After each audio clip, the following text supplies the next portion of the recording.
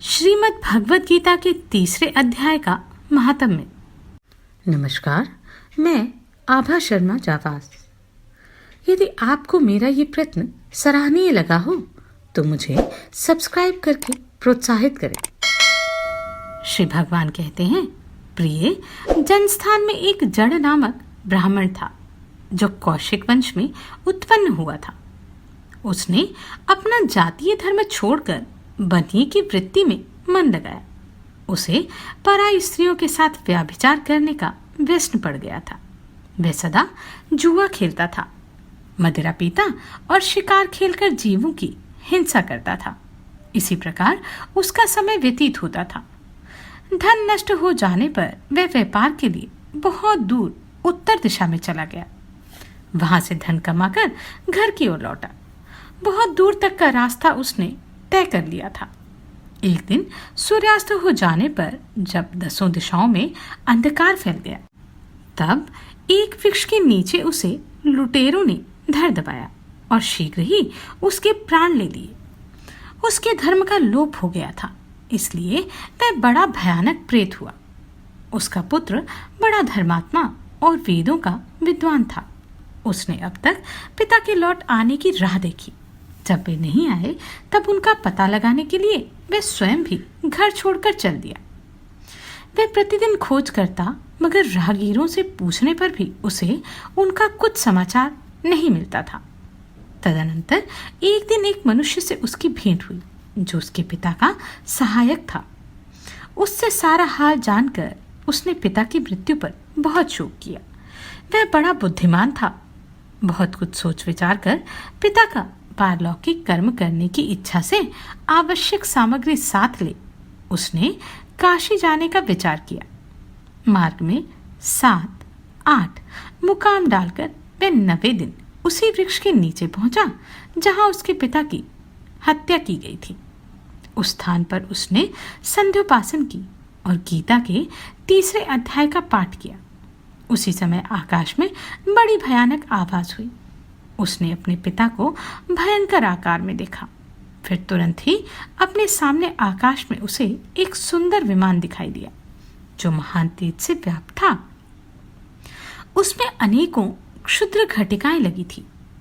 उसके तेज से समस्त दिशाएं अलौकिक हो रही थी। यह दृश्य देखकर उसके चित्त की व्यग्रता दूर हो गई।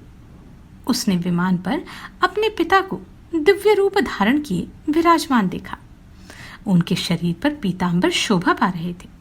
मुनिजन उनकी स्तुति कर आनंद प्राप्त कर रहे थे। उन्हें देखते ही पुत्र ने प्रणाम किया। तब पिता ने भी उसे आशीर्वाद दिया। तत्पश्चात उसने पिता से यह सारा वृतांत पूछा। उसके उत्तर में पिता ने सब बातें बताकर इस प्रकार कहना आरंभ किया, बेटा, देववश मेरे निकट गीता के तृतीय अध्याय का पाठ करके तुमने इस शरीर के द्वारा किए हुए दुस्तेज कर्म बंधन से मुझे छुड़ा दिया।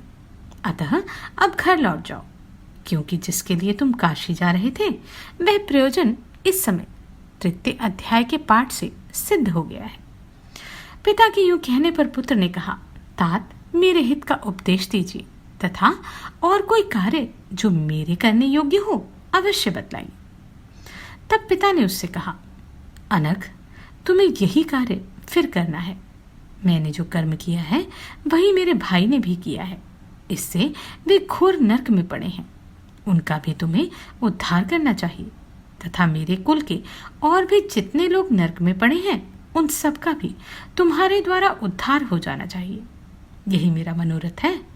बेटा, जिस साधन के द्वारा तुमने मुझे संकट से छुड़ाया है उसी का अनुष्ठान औरों के लिए भी करना उचित है।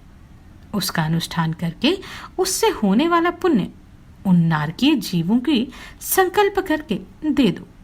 इससे वे समस्त पूर्वज मेरी ही तरह यातना से मुक्त हो स्वल्पकाल में ही श्री विष्णु के परम पद को प्राप्त हो जाएंगे। पिता का यह संदेश सुनकर पुत्र ने कहा, तात, यदि ऐसी बात है और आपकी भी इसी में रुचि है तो मैं समस्त नारकी जीवों का नरक से उद्धार कर दूंगा। यह सुनकर उसके पिता बोले, बेटा, एवमस्तु, तुम्हारा कल्याण हो। मेरा अत्यंत प्रिय कार्य संपन्न हो गया। इस प्रकार पुत्र को आश्वासन देकर उसके पिता भगवान विष्णु के परम धाम को चले गए। तत्पश्चात वह भी लौटकर जनस्थान में आया और परम सुंदर भगवान श्री कृष्ण के मंदिर में उनके समक्ष बैठकर पिता के आदेशानुसार गीता के तीसरे अध्याय का पाठ करने लगा। उसने नारकी जीवों का उद्धार करने की इच्छा से गीता पाठ जनित सारा पुण्य संकल्प करके दे दिया। इसी बीच में भगवान विष्णु के दूत यातना भोगने वाले नारकी जीवों को छुड़ाने के लिए यमराज के पास गए। यमराज ने नाना प्रकार के सत्कारों से उनका पूजन किया और कुशल पूछी। वे बोले, धर्मराज, हम लोगों के लिए सब और आनंद ही आनंद है। इस प्रकार सत्कार करके पितृलोक के सम्राट परम बुद्धिमान यम ने विष्णु दूतों से यमलोक में आने का कारण पूछा। तब विष्णु दूतों ने कहा, यमराज, शेष शैया पर शयन करने वाले भगवान विष्णु ने हम लोगों को आपके पास कुछ संदेश लेने के लिए भेजा है। भगवान हम लोगों के मुख से आपकी कुशल पूछते हैं और आज्ञा देते हैं कि आप नरक में पड़े हुए समस्त प्राणियों को छोड़ दें। अमित तेजस्वी भगवान विष्णु का यह आदेश सुनकर यम ने नतमस्तक होकर उसे स्वीकार किया और मन ही मन कुछ सोचा। तत्पश्चात मदोन्मत्त नारकी जीवों को नरक से मुक्त देखकर उनके साथ ही वे भगवान विष्णु के वासस्थान को चले। यमराज श्रेष्ठ विमान के द्वारा जहां क्षीर सागर है वहां जा पहुंचे।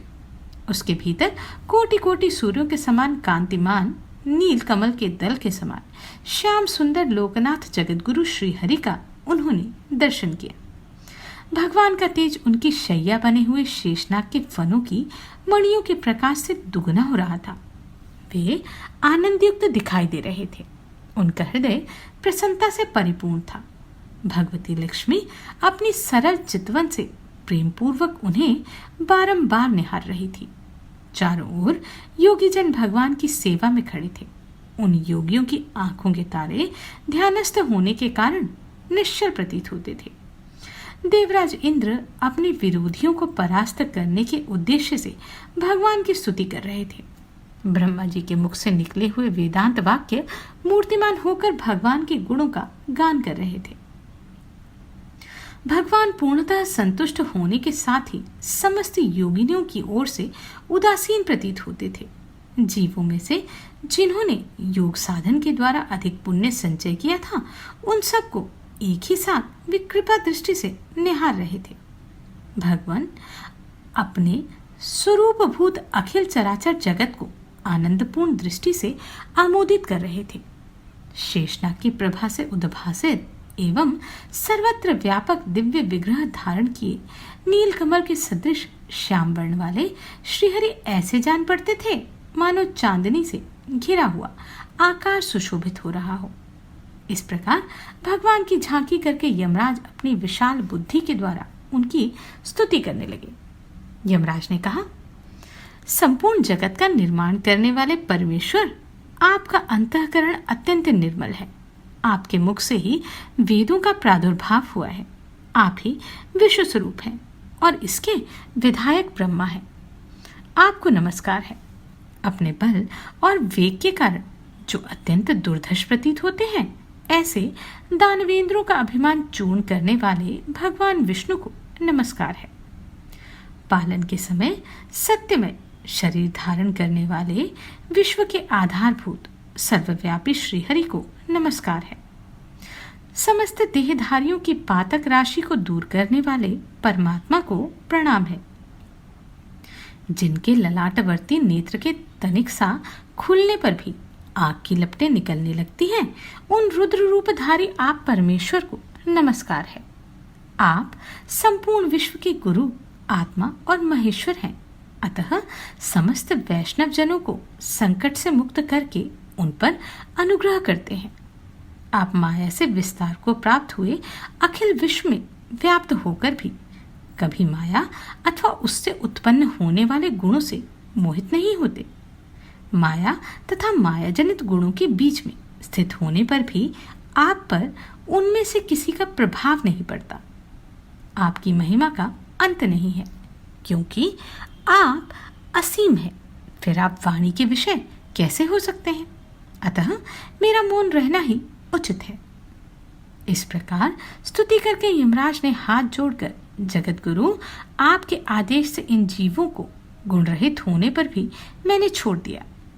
अब मेरे योग्य जो कार्य हो उसे बताइए। उनके यो कहने पर भगवान मधुसूदन मेघ के समान गंभीर वाणी द्वारा मानो अमृत रस से सींचते हुए बोले, धर्मराज, तुम सबके प्रति समान भाव रखते हो, लोगों का पाप से उद्धार कर रहे हो। तुम पर देहधारियों का भार रखकर मैं निश्चिंत हूं, अतः तुम अपना काम करो और अपने लोक को लौट जाओ। यूं कहकर भगवान अंतर्धान हो गए। यमराज भी अपनी पुरी को लौट गए तथा वह ब्राह्मण अपनी जाति के समस्त नारकी जीवों का नरक से उद्धार करके स्वयं भी श्रेष्ठ विमान पर बैठ श्री विष्णु धाम को चला गया। श्री भगवान कहते हैं, प्रिय, अब मैं चौथे अध्याय का महात्म्य बतलाता हूँ। सुनो। भगीरथी के तट पर वाराणसी अर्थात बनारस नाम की एक पुरी है। वहां विश्वनाथ जी के मंदिर में भरत नाम के एक योगनिष्ठ महात्मा रहते थे, जो प्रतिदिन आत्मचिंतन में तत्पर हो आदरपूर्वक गीता के चतुर्थ अध्याय का पाठ किया करते थे। उसके अभ्यास से उनका अंतःकरण निर्मल हो गया। वे शीत उष्ण आदि द्वंद्वों से कभी व्यथित नहीं होते थे। एक समय की बात है, वे तपोधन नगर की सीमा में स्थित देवताओं का दर्शन करने की इच्छा से भ्रमण करते हुए नगर से बाहर निकल गए। वहां बेर के 2 वृक्ष थे। उन्हीं की जड़ों में वे विश्राम करने लगे। एक वृक्ष की जड़ में उन्होंने अपना मस्तक रखा था तथा दूसरे वृक्ष के मूल में उनका एक पैर टिका हुआ था। थोड़ी देर बाद जब वे तपस्वी चले गए, तब बेर के वे दोनों वृक्ष 5 ही 6 दिनों के भीतर सूख गए। उनके पत्ते और डालियां भी नहीं रह गई। तत्पश्चात वे दोनों वृक्ष कहीं ब्राह्मणों के पवित्र गृह में 2 कन्याओं के रूप में उत्पन्न हुए। वे दोनों कन्याएं जब बढ़कर 7 वर्ष की हो गईं, तब एक दिन उन्होंने दूर देशों से घूमकर आते हुए भरत मुनि को देखा। उन्हें देखते ही वे दोनों उनके चरणों में पड़ गई और मीठी वाणी में बोली, मुने, आपकी ही कृपा से हम दोनों का उद्धार हुआ है। हमने बैर की योनि त्याग कर मानव शरीर प्राप्त किया। उनके इस प्रकार कहने पर मुनि को बड़ा विस्मय हुआ। उन्होंने पूछा, पुत्रियों, मैंने कब और किस साधन से तुम्हें मुक्त किया था? साथ ही यह भी बताओ कि तुम्हारे बैर के वृक्ष होने का क्या कारण था, क्योंकि इस विषय में मुझे कुछ भी ज्ञात नहीं। तब वे कन्याएं पहले उन्हें बैर हो जाने का कारण बतलाती हुई बोली, मुने, गोदावरी नदी के तट पर छिन्नपाप नाम का एक उत्तम तीर्थ है, जो मनुष्यों को पुण्य प्रदान करने वाला है। वह पावनाति की चरम सीमा पर पहुंचा हुआ है। इस तीर्थ में सत्यतपा नामक एक तपस्वी बड़े कठोर तपस्या कर रहे थे। वे ग्रीष्म ऋतु में प्रज्वलित अग्नियों के बीच में बैठते थे। वर्षा काल में जल की धाराओं से उनके मस्तक के बाल सदा भीगे ही रहते थे तथा जाड़े के समय जल में निवास करने के कारण उनके शरीर में हमेशा रोंगटे खड़े रहते थे। वे बाहर भीतर से सदा शुद्ध रहते थे। समय पर तपस्या करते तथा मन और इंद्रियों को संयम में रखते हुए परम शांति प्राप्त करके आत्मा में ही रमण करते थे। वे अपनी विद्वता के द्वारा जैसा व्याख्यान करते थे, उसे सुनने के लिए साक्षात ब्रह्मा जी भी प्रतिदिन उनके पास उपस्थित होते और प्रश्न करते थे। ब्रह्मा जी के साथ उनका संकोच नहीं रह गया था, अतः उनके आने पर भी वे सदा तपस्या में मग्न रहते थे। परमात्मा के ध्यान में निरंतर संलग्न रहने के कारण उनकी तपस्या सदा बढ़ती रहती थी। सत्य तपा को जीवन मुक्त के समान मानकर इंद्र को अपने समृद्धशाली पद के संबंध में कुछ भय हुआ। तब उन्होंने उनकी तपस्या में सैकड़ों विघ्न डालने आरंभ किए। अप्सराओं के समुदाय से हम दोनों को बुलाकर इंद्र ने इस प्रकार आदेश दिया, तुम दोनों उस तपस्वी की तपस्या में विघ्न डालो, जो मुझे इंद्रपद से हटाकर स्वयं स्वर्ग का राज्य भोगना चाहता है। इंद्र का यह आदेश पाकर हम दोनों उनके सामने से चलकर गोदावरी के तीर पर, जहां वे मुनि तपस्या करते थे, आ गए। वहां मन एवं गंभीर स्वर से बजते हुए मृदंग और मधुर वेणुनाद के साथ हम दोनों ने अन्य अप्सराओं सहित मधुर स्वर में गाना आरंभ किया। इतना ही नहीं, उन योगी महात्माओं को वश में करने के लिए हम लोग स्वर, ताल और लय के साथ नृत्य भी करने लगी। बीच बीच में जरा सा आंचल खिसकने पर उन्हें हमारा ऊपरी भाग भी दिख जाता था। हम दोनों की उन्मत्त गति काम भाव का उद्दीपन करने वाली थी, किंतु उसने उन निर्विकार चित्त वाले महात्मा के मन में क्रोध का संचार कर दिया। तब उन्होंने हाथ में जल छोड़कर हमें क्रोधपूर्वक श्राप दिया। अरे, तुम दोनों गंगा जी के तट पर बेर के वृक्ष हो जाओ। यह सुनकर हम लोगों ने बड़ी विनय के साथ कहा, महात्मा, हम दोनों पराधीन थी, अतः हमारे द्वारा जो दुष्कर्म बन गया है उसे आप क्षमा करें। यूं कहकर हमने मुनि को प्रसन्न कर लिया। तब उन पवित्र चित्त वाले मुनि ने हमारे शापोद्धार की अवधि निश्चित करते हुए कहा, भरत मुनि के आने पर तुम उस शाप से मुक्त हो जाओगी। उसके बाद तुम लोगों का मृत्युलोक में जन्म होगा और पूर्वजन्म की स्मृति बनी रहेगी। मुने, जिस समय हम दोनों बैर वृक्ष के रूप में खड़ी थी, उस समय आपने हमारे समीप आकर गीता के 14 अध्याय का जप करते हुए हमारा उद्धार किया था, अतः हम आपको प्रणाम करती हैं। आपने केवल शाप से ही नहीं, इस भयंकर संसार से भी गीता के 4 अध्याय के पाठ द्वारा हमें मुक्त कर दिया। श्री भगवान कहते हैं, उन दोनों के इस प्रकार कहने पर मुनि बहुत ही प्रसन्न हुए और उनसे पूजित हो विदा लेकर जैसे आए थे वैसे ही चले गए, तथा वे कन्याएं भी बड़े आदर के साथ प्रतिदिन गीता के 4 अध्याय का पाठ करने लगी, जिससे उनका उद्धार हो गया।